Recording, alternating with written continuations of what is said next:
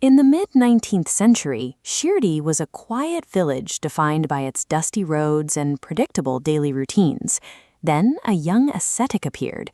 He didn't introduce himself. He simply sat entirely motionless beneath the deep shade of a large neem tree. His behavior immediately confused the locals. He didn't speak to anyone, he never asked for food, and he made no effort to seek shelter from the rain or the harsh sun.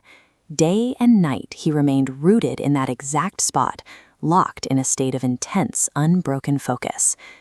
Curious to a passerby, he looked like a man with nothing, but his total detachment from physical needs suggested the first manifestation of a power well beyond human understanding.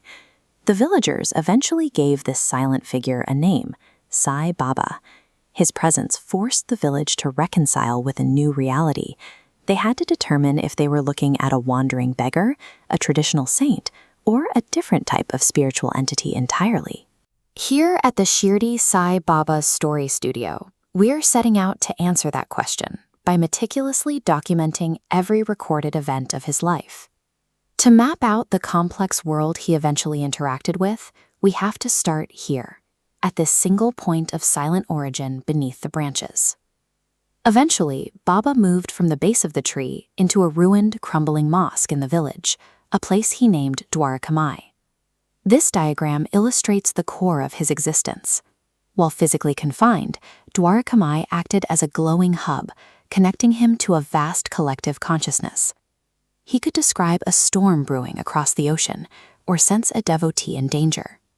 His decision to live in a broken building, wear torn clothes, and beg for scraps of bread was a deliberate mechanism to strip away the human ego. Through his daily actions, he demonstrated a unifying philosophy, Sabka Malik Ek, or God is one. He acted as a living bridge between religions and between the poor and the wealthy. Dwarkamai functioned as a true unifying nexus point, proving that physical distance is an illusion for a realized soul. Baba's miracles were never performed for display. Every intervention was a calculated act of salvation. Take the historical crisis where a deadly plague threatened to wipe out the entire Shirdi region. Baba gripped the heavy stone mill, manually grinding wheat.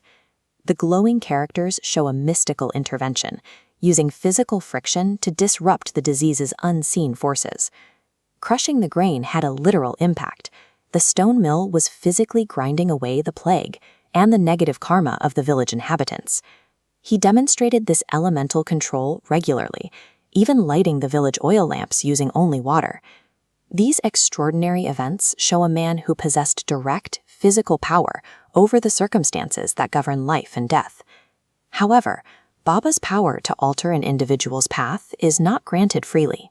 To access his intervention, followers must possess two absolute prerequisites.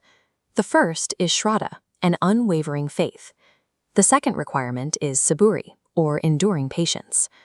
As this diagram shows, faith and patience act as two interlocking gears. Both must turn together to enable his intervention.